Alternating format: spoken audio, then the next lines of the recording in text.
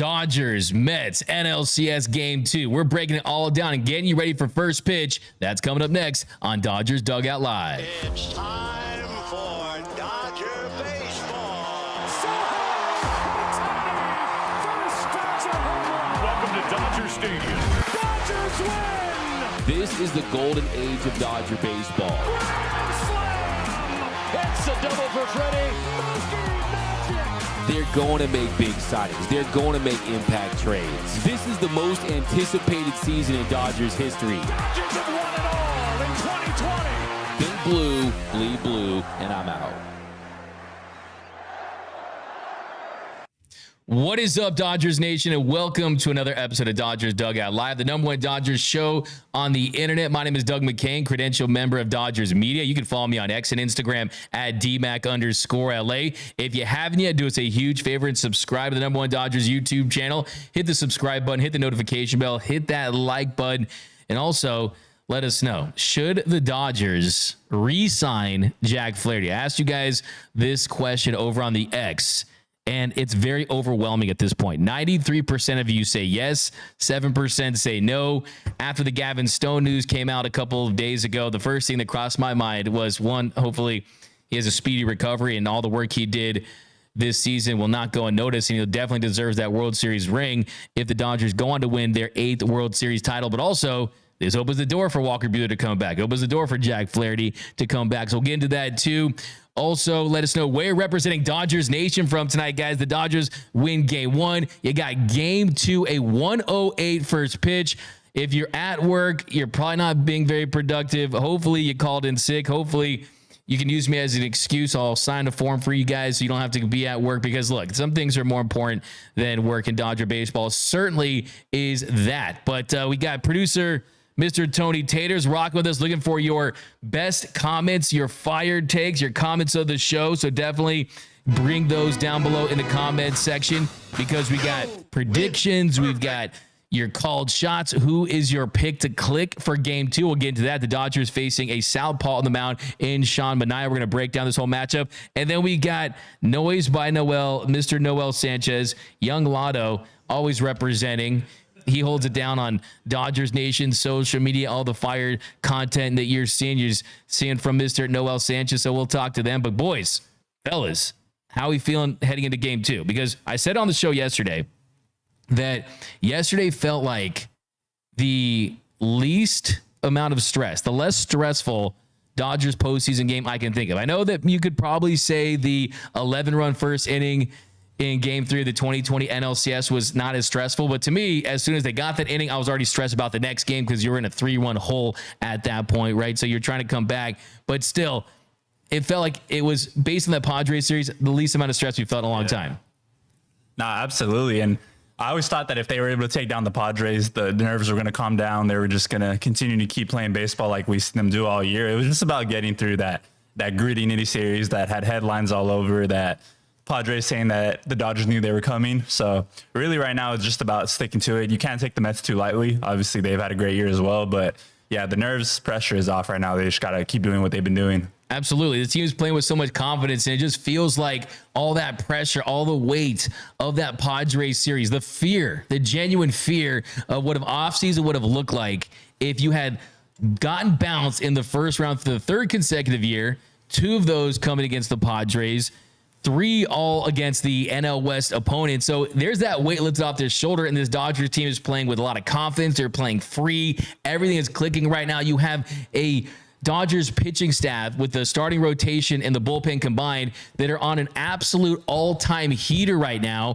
Yesterday, they tied the 1966 Baltimore Orioles for the most consecutive scoreless postseason innings. They're up to 33. So if Mr. Ryan Brazier goes out there and puts up a 0 in the top of the first inning, this Dodgers team is in historic territory. They're literally rewriting the record books when it comes to pitching dominance. 34 consecutive scoreless innings. That is something that's on the table for this Dodgers team. And anytime you're talking about historical feats, well, hey, this is what we wanted to see with this Dodgers team. We know how much talent they had. We know that this roster had the potential to be special.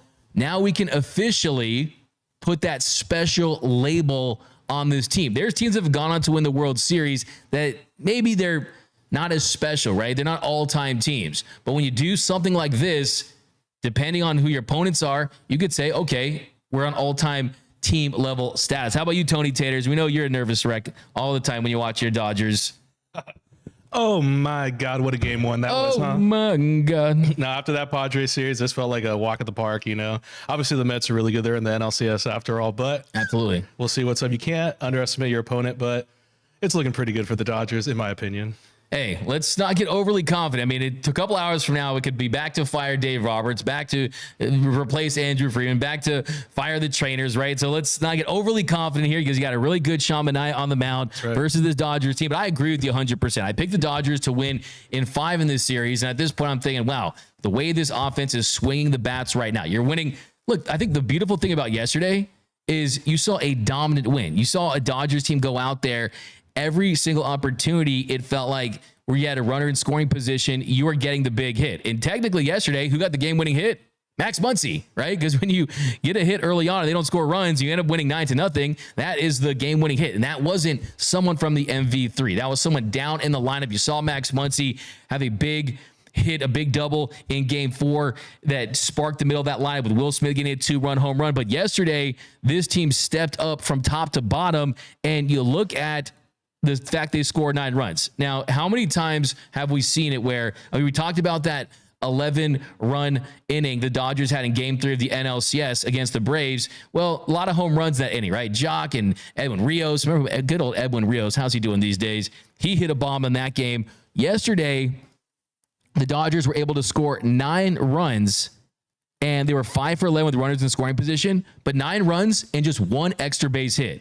Mookie's bases clearing double late in the game. In the 8th inning, hits the 3-run bases clearing double. Outside of that, no extra base hits. Yes, the Ohtani one off the wall, 116.5 miles per hour off the bat. I mean, come on now. I mean, that felt like an extra base hit for sure, but they rolled that. Marte had the error. But the fact that this Dodgers team has shown a more dynamic ability to score runs, that is what you guys have begging for. That's what you guys have been begging me for years now. That's what we've been talking about for years now, is that you can't try to win with slug. And I once said, if you want the W, you got to slug. Sure. And in the course of an entire postseason, you got to go deep, right? I mean, it's a big reason why. I mean, just look at game 5. Look at game 5, right? There was no offense. You got 2 home runs, right? You out-homer your opponent, your chance of winning go up significantly. But I think it shows that this team can avoid cold streaks by having this ability. Even Muncy's 2 RBI single, that was a single, wasn't trying to do too much. And I think really impressed me, bottom of the 2nd inning, Gavin Lux, he draws that 5-pitch walk. And then you had Tommy Edman laying it down for the sacrifice to 3rd. And then that turns into the Ohtani single. So you're getting this death by paper cut style of winning, but then you also got the big boppers too when you need them, and guys that can absolutely crush it when you need to. And Kike Hernandez, Teoscar Hernandez, Shohei Ohtani, Mookie Betts. By the way, this team could be the best team in the history of baseball if they did one thing. That was, we all go to the court today for the Dodgers and everyone changed their last name to Hernandez. Can you imagine that? Mookie Hernandez, Shohei Hernandez, Max Hernandez. What's the weirdest one? Tommy Hernandez. And you got to get the accent too. Accent over the A. But Yoshinobu Hernandez. That's the one I'm looking for. That's the fire take. Yoshinobu Hernandez. Okay, does it apply to pitching? That's the question. That's so we don't know. But still, I mean, you got the bunt down. And then you look at later in the game, the bottom of the lineup doing the same thing. Kike gets a base hit to right. Gavin Lux lays down the bunt. Kike gets himself into scoring position. And Tommy Edman, he's singled to right. So it's just refreshing to see this lineup have these different clubs in their bag, a different approach. There's a combination of we got the slug, but we can scrap. It's like, how do you guys want to fight? Do you guys want jabs or do you want haymakers?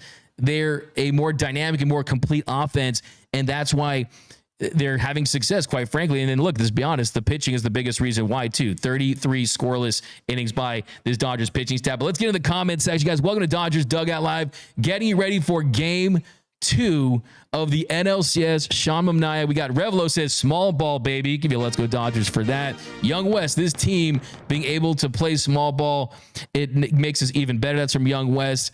We got the Roy Estrada. Yes, I remember Bob Shoemaker. Absolutely sorry for it. We got Mookie Hernandez. So we got a lot of people loving that. We got Nando. Furcal had the best bunts. Oh, I remember my boy Rafael Furcal. He ended up trading him to the Cardinals. You remember that. Tommy Edman will have a knock today from Jeremy. Any bold predictions? Love those. Brett Butler shout outs. We love that. But let's get into a couple of things here. It's going to be a tight show, and we'll be joining you right after the show, live in studio. Dodgers Nation post-game show right after the game. So join us right after the game, and we'll be here breaking it all down for you.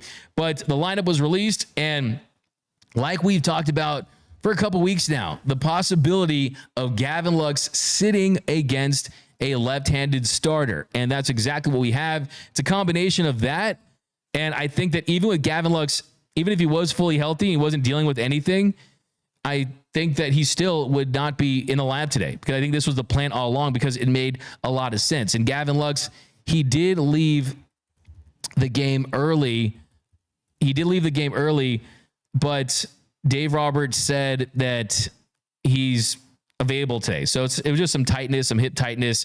He's going to be fine. But the Dodgers lineup today, you got Shohei Ohtani batting leadoff at DH, Mookie Betts in the 2-hole in right, and then you got Teoscar Hernandez. So Teoscar Hernandez batting in between Freddie and Mookie. So I like this against a lefty, where Teoscar Hernandez is top 10 basically in every single category since 2021 against left-handed pitching.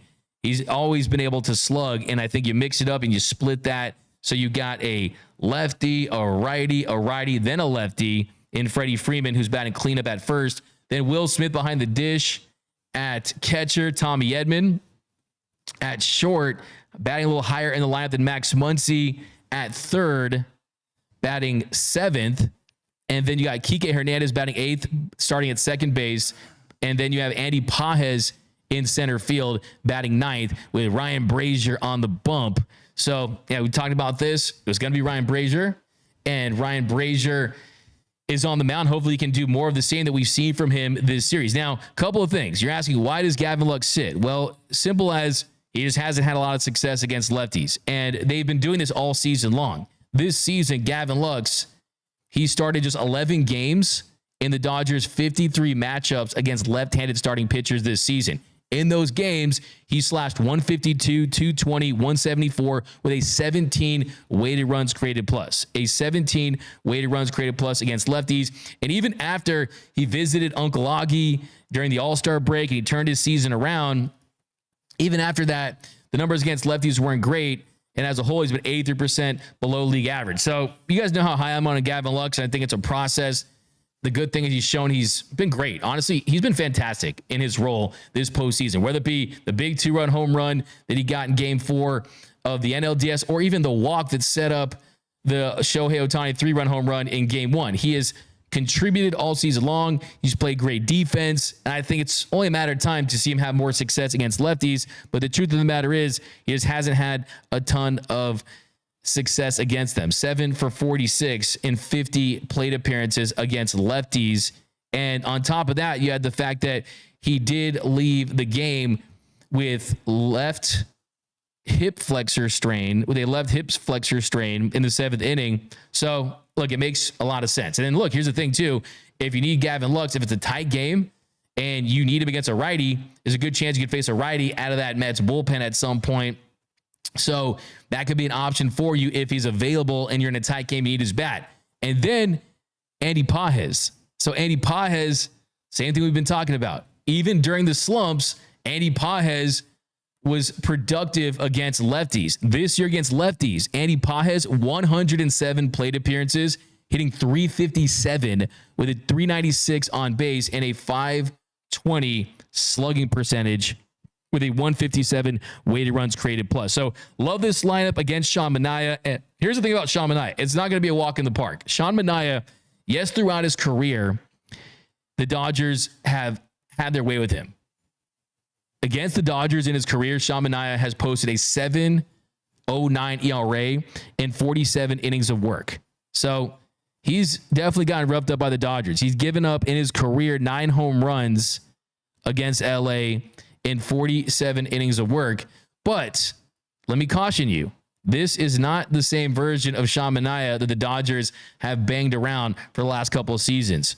He has really pitched well of late. He pitched very well in the series against the Phillies. And the big reason why Sean Manaea has had more success is during the summer, they made a mechanical adjustment on his arm slot.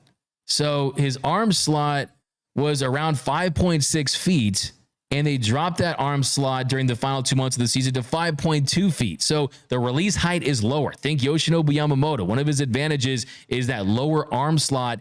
It throws hitters off, and there's a big difference between his breaking stuff and his fastball. So when you look at kind of the difference that he's throwing to hitters, they're more off balance than they've ever been.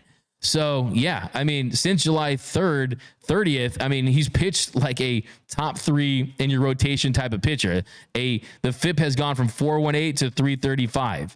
The ERA has gone down to 3.09. Also, the strikeout to walk ratio went from 12.6% to 22.3%. He's getting more swing and miss. The stuff plus has gone from 86 to 95. And the command has been better. The location has been better. So, yeah, this version of Sean Manaea is a lot better. I mean, yes, this Dodgers lineup, they're talented. They can score off of any pitcher on their best day. But Kodai Senga, he was awful yesterday. Kodai Senga threw 30 pitches, 10 were for strikes. The Dodgers absolutely got to him early and often, and they chased him after just an inning of third.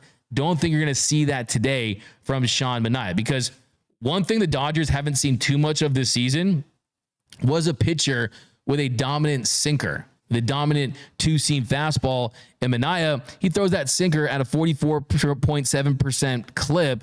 Also, he tunnels that sweeper really nice off that sinker as well. So, I mean, that's something that's going to be a test. Ohtani's been good against sinkers this year, but still, I think you look at overall, that's definitely a advantage that he does have, is that sweeper and that 96, 97 mile per hour at times two-seam fastball playing off that. So, yeah, I mean, Manaea is going to be a challenge for sure. I do like the Dodgers still in this one, of course, because of the momentum that they're riding and how good they've had as their bullpen. Look, TBD is a Cy Young winner. I mean, they should get a team Cy Young and go a full season with this TBD bullpen game. But let me know down below in the comments section, will the Dodgers get to Sean Manaea? Let me know down below. We got Let's Send the Mets Back Where They Belong in a Rebuild. That's from LC Glazer over on YouTube. Load up on the righties. That's from Paul Gutierrez. Alexander Rose, it's mainly due to him just using Chris Sale's mechanics. His delivery and release are exactly the same. Yeah, it's a good comp. I mean, it works, right? I mean, when you change your arm slot, especially in the season, and you're able to have success with it, you just kind of have to keep riding that wave. And credit to him. I mean, not a lot of guys can pull that off. Nando 390 says Dodgers beat Darvish. Manaea ain't no joke. Yeah, for sure. We got J Cam. None of these Mets pitchers are doing anything against this team. You can change as many things as you want. They're going to get crushed. It's up to the Dodgers if they want to give them a game. Yeah, I mean, I think the biggest key is, yes, you want to score runs and give your bullpen a lot of run support in this one, but also I think you definitely want to work the pitch count up. You don't expand the zone. That was the biggest difference yesterday. There's only a handful of times all night that you saw the Dodgers swinging and missing at a pitch outside the zone. So that's the biggest key. I mean, when you foul a pitch off, when you have a 6 or 7 pitch at bat, even if it ends up in and out, you're getting closer to getting to that bullpen, and that's really what you want to do. Beat up on the starter, get into the bullpen. And then as far as the Dodgers pitching plan, you don't have Alex Vesia today. So with no Alex Vesia today, you're going to need Anthony Banda. You're going to need everyone to continue the run that they've been on. And I was very impressed with Ben Casperius yesterday, because Ben Casperius has got the Dodgers dugout karma, right? And what if you told Ben Casperius, I think I'm going to ask this next time I talk to him. What if you told Ben Casperius, hey, man, at the end of the year, you're going to be closing it out. You're going to be getting the final outs in game 1 of the NLCS. I don't think he would have believed you, right? I think that if you would have told him, hey, man, you're making your debut against the Pirates this season, he'd be like, man, that sounds great. That sounds like a dub for me, right? So shout out to Ben Casperius, because he was nasty, man. I thought he looked really good. Got to push for him to make this opening NLCS roster because of the stuff. The stuff really plays up. He's got a lot of life on that fastball. But another big little storyline that we're seeing right here develop in some of these pregame notes is Clayton Kershaw is saying that he wants to pitch again next year. And he does hold that $5 million club option. He tried to work his way back. He had the toe injury, and he did hint at the fact that surgery could be the only way to get that toe back where he needs it to be. And I wouldn't be surprised to see an update on that and see him have that toe surgery. But he told the Fox crew, he said, I want to make use of this shoulder surgery. I don't want to have surgery and then shut it down. I'm going to come back next year and give it a go and see how it goes. He's coming back. Might as well play the Wolf of Wall Street. I'm not effing leaving.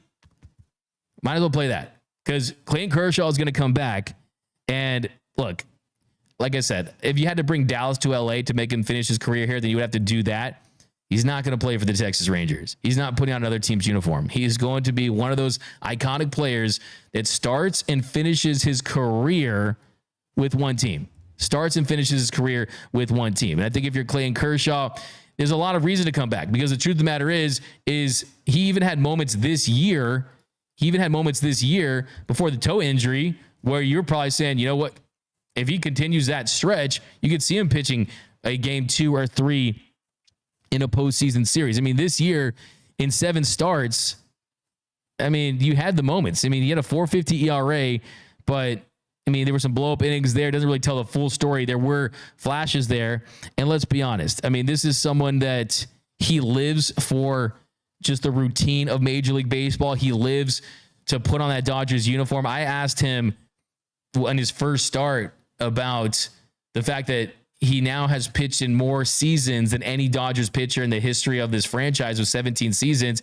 And he told me that, look, he doesn't downplay the fact that this franchise means a lot to a lot of people and how significant that was and how meaningful that was to be able to hold that honor. And I don't think he wants to let another year go. I think he wants to see 18 on that. Also thinks that he wants to see himself become the 20th member of the 3,000 strikeout club.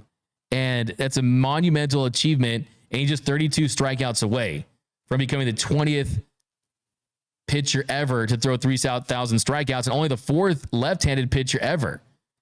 You got Steve Carlton. You got Randy Johnson. You got CC Sabathia. Outside of that, there's no lefties in that exclusive club. He'd be just the 4th left-hander ever. So, yeah, I want to see Clayton Kershaw come back, help this team, because with Gavin Stone out, he's going to miss most of, if not all of the 2025 season. Hopefully Tyler Glasnow comes back and stays healthy. Hopefully Yamamoto stays healthy. But there are a lot of question marks. You got Shohei Ohtani back, which is going to be massive. But imagine seeing that Shohei and Kersh in that same rotation. It'd be pretty incredible just to experience that. And hopefully you see him back too. It's one thing if you win a ring, right? And it's the year you retired. I don't want to see like that to me would look gross, man. Like just imagine seeing Kersh in like his street clothes accepting that World Series ring. No. And he's look, great dude. Awesome gear. I'm not hating on his gear, but I need to see him in a Dodgers uniform, right? It's not like he could be wearing a Dodgers uniform doing that. So I want to see him in number 22. Let's have that last dance. Let's have that proper send-off next season. And if he comes back for 2025, he would also join some rare air. So Zach Wheat, Bill Russell, those are the only 2 players in Dodgers history, Zach Wheat and Bill Russell, that have played for this franchise for 18 seasons. So he already has the pitcher's record for 17 seasons. He comes back for that 18th season. And yeah, I mean, he's already a Mount Rushmore Dodgers, no doubt about that. But the truth of the matter is he can still help this team. And I think that the only way he would call it a career is if he didn't think he could help this team. So yeah, it's a beautiful thing. But Dodgers getting ready. We're getting close to first pitch. Kike at second. Pages in center. Man, we need to see a Kike bomb today. And we need to see, do you guys are you guys on base or off base for the crotch celebration? Should we do one? Me and Tony Taters, the Kike. I'm definitely on base with You're that. on base? Only with you, Doug. I mean, it's just funny because, I mean, this is the organization, the Dodgers, they created the high five. Yes, sir. But this is not the high five. This is the low 4, right? And what do you call it? No comment, dude. That was good. I mean, I'm just trying to find someone to describe it. I mean, it's not new too. I mean, people think it was new. It's not new. He did it for years, but Kike's just the man. Like, honestly, some guys are built for October. Some guys have that extra something when it matters most, and he certainly has that. I mean, yesterday, that deke job he did on Winker was incredible. The way he contorted his body mid-jump, mid-throw, and then you throw him off for a fraction of a second, he's in between. You get the big out there. Jack Flaherty said that after the game. Speaking of Jack Flaherty, like, this guy is like literally like making my heart melt as a player at this point. Like, I can't get. I mean, I'm not afraid to say it. Like what he's saying all the right things. He's got that. I mean, think about this. Jack Flaherty. What has he done for the team since he's been traded here? And Grump says re-sign John Flaherty. But I don't know what's up with that. But that's a $2 super chat. We got $4.99 Dodgers in 6. We're moving on. I don't care how hot the Mets have been. LA about to get off the chart. That's from Freedom. We got Ivan, $5 super chat. Watch party with live commentary from you soon. Could do that. I'm down. Scoladid TBD stands for the Bullpen Dogs. The comment of the show. I like that. I mean, fire take from my man Scoladid. Scoloid. I think I said that right. Victor Paredes, $5 super chat. This is for all you Dodgers fans stuck at the office. Go blue. Yeah, I'll give you guys all let's go Dodgers. Let's go Dodgers. I like that. You guys are getting paid to watch Dodger baseball today at your offices. Think about that. We're doing the same thing, guys. You're just like us, right? You love that. But it's unbelievable for sure. And yeah, so so Jack Flaherty, he helps this team.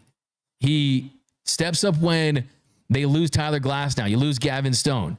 Then in the Padres series, he's the one guy that tells Manny Machado to sit the F down. He's the hometown kid. And then after the game on Sunday, he was asked this question. He was asked about who were the guys that he watched about and he heard from your mom, because his mom is a Dodgers fan as well. Who were those guys? And he said the answer, there is only one. It's Kersh. Regardless of what people want to say about what his postseason numbers are, he's had a hell of a lot of good ones, and he's been an absolute stud for the entirety of his career. And getting a hug afterwards and him letting me know it was a really good job is special and things that you just can't make up. That dude took the ball every time he got the opportunity in the postseason, had some really good outings outside of a pitch here and there. That's the guy you look at. He takes the ball and wants the ball every time out. You watch him and you get around him and you watch the way he works and the way he goes about his business. It's even more special. But I think back on all those starts he had where he was phenomenal, taking the ball on 3 days rest and going out and still going 6-7 no matter what. That guy is second to none. I mean, come on now. You got to bring this guy back. You got to re-sign Jack Flaherty. And I think it's a situation where Jack Flaherty and Teoscar Hernandez, whether it be through deferrals or taking less money, it does feel like they would be willing to take some form of a hometown discount, literally, for Jack Flaherty to be back and be a part of this roster. And of course, we're going to have all offseason to talk about that and break that down deeper. But still, I mean, he's saying all the right things, man. And I would love to have him back in Dodger blue, man. It's really cool to see him playing for this team in his childhood stadium that he grew up in, seeing games. And look, I mean, you got to hope for, it's kind of, I think next year when it comes to the rotation, hope for the best, maybe plan for the worst a little bit, right? I mean, to sit here and think that Glasnow and Yamamoto and all these guys are going to stay healthy for the duration, it's unrealistic. We know that is not how it goes down. So, yeah, pretty amazing, man. I mean, I was reading a story about him and his mom has been a Dodgers fan. She was at the game. It's got to be so awesome, He was actually adopted at 3 weeks from his mom, Eileen, and they're as close as can be. So, special story, man. Jack Flaherty's the man. I mean, seriously. But let's read your comments, guys. So, gonna wrap this up here. Give me your picks to click. Who's going deep? Who's going yard tonight for your Los Angeles Dodgers? A reminder to join us right after the game. We're going to be breaking it all down. Kersh deserves a parade from my man Dime Dropper. I saw you representing. Hey, Dodgers colors. Same colors as the Clippers colors. Clipper Locked On host, man. Represent. Daniel Clark. What's up, D-Mac? What's up, Dodgers Nation? Let's go, Dodgers. I'm just like, let's go, Dodgers every second now. We got Jose Aguirre. If you disrespect the GOAT Kersh, hand your fan card over. You're exiled. Jose Aguirre getting real aggressive against the Kersh. You guys know we are devout Christians here. God invented Kersh on the 6th day. Okay. Believe in Christianity. You won't say any Kershaw slander here. Okay. I've said it maybe 10,000 times. I will die on this hill. I will take it to my grave. Clayton Kershaw would have won the 2017 World Series MVP. He had a phenomenal start in game 1. He was actually the first starting pitcher to have 11 strikeouts and no walks since Don Newcomb in the 50s in that start. And you also saw how much he was cruising in game 5. He was Clayton Kershaw. He was headed towards a win, headed towards a convincing series lead. And yes, Jock Peterson had a really good series, but you probably wouldn't have seen the Jock stats later in that series because they would have shortened that series and Kershaw would have won the World Series MVP. The narrative would have been shattered. You wouldn't have these freaks out there making choker memes and all that stuff, right? Those sickos, right? You wouldn't have seen that. And then he would just have walked off into the sunset. And this really is a side quest, really, for Clayton Kershaw at this point. These are side quests. The guy's beating the game, okay? So we got Ohtani is due to go yard from Allen. So that's your pick. Allen on YouTube. You got Shohei. That's your home run pick. I like that. I like that. Respect that. Get close and close to game time. So we got to J-Cam. What changed from years past? Shohei Ohtani gives confidence and it's contagious. Absolutely think that's a massive factor. You can't downplay that for sure. I mean, it's huge, huge. So today, man, I got Shohei going deep for sure. Shohei's hitting a bomb. I think Shohei hits a home run. I think Shohei hits a bomb. And let's go Shohei and Teo. Shohei and Teo. Those are my home runs. How about you, Tony Taters? Click to pick, baby. I'm going to go with the homie Andy Pages to go deep. Andy Pages. Today's the day that Andy Pages goes from Pages to Pages. He crushed lefties. I like that. I see him getting some a big smacker of a base hit early on. A really hard hit ball for sure. Yes, sir. We need Jack back next year from AZ. We got a $2 super chat from Grumpy. A-Rod and Poppy kept calling him John in the post game. Oh yeah, that's right. That's right. That's a big for them. Muncie going yard from Alma Martinez. Knack is worrying me. We got Eric Brewer yet watching on my phone. Gonna be tough not to celebrate on plays. Hey man, look, you got to celebrate, man. You got to celebrate your boys in blue. Devout Christian right here from Jose Aguirre. Kershaw needs a statue. J-Cam, he will get a statue. Some more home run picks. Matt says Mookie. Josh over on YouTube says a Smith bomb, Pages and Show from CR Dudley. We got Kike going yard from the 3-6. Michelada Poppy. I like that name. Let me give you a fire take for your name. Draft Neck Mark will choke on the Grimace Shake. Hey, we got to bring Barbara Boy back. Draft Neck Mark maybe some point this week. Go Doyers. D-Max CT03 goes yard. I believe a Kike Cup smash. How about you, Mr. Noel Sanchez? Who you got going yard? Say who's hitting a bomb for your boys in blue? I'm going to go Mr. Teoscar Hernandez. He's been hot. I think he's going to continue that streak. He's just in his zone right now. Also, we're going to have Serena and Valentino, two of our own from Dodgers Nation, at the game today interviewing fans. So if you guys are there, keep an eye out for them. You can maybe hop in some of our social media videos. Definitely look out for Valentina and Serena. They'll be at the game, cruising Dodger Stadium. If you see them, hey, hop on because you'll go on our Instagram. You'll be seen on our reels. Definitely a great opportunity for you guys. And also, you have to go to gearup.la. Got that new t-shirt, the Three Sisters ones. You guys were showing it a lot of love yesterday. It's a fire t-shirt. Get geared up. And also, today's show is brought to you by our friends over at Underdog Fantasy. Take a swing at Pick'em this baseball season on Underdog. Over 1 million fans across 33 states got in a game last year by making picks on Underdog. I personally had a great time on Underdog so far this year. And it's really simple to use. And just take a look at stats and projections for my favorite players. This week, I'm taking higher than 205 passing yards on Josh Allen and higher than 54.5 rushing yards on Breece Hall. Underdog is super easy to play and even easier to get started. Go to their easy-to-use mobile app or go to UnderdogFantasy.com. Sign up with promo code DNP, and Underdog will give you a mystery special pick to use on your first Pick'em entry, plus a first-time deposit offer up to $1,000 in bonus cash. That's Underdog Fantasy promo code DNP to claim your new customer special of a mystery player pick and your deposit offer. offer. Must be 18 plus, 21 plus in Massachusetts and Arizona, and 19 plus in Alabama, Nebraska, and present in a state where Underdog Fantasy operates. Terms apply. Void in Colorado. Are you concerned with your play? Call 1-800-GAMBLER or visit www.ncpgambling.org. But yep, guys, that's going to do it. I got Dodgers winning today. I'm going 7-4, 7-4 Dodgers. They get the win in game 2. They go up 2-0.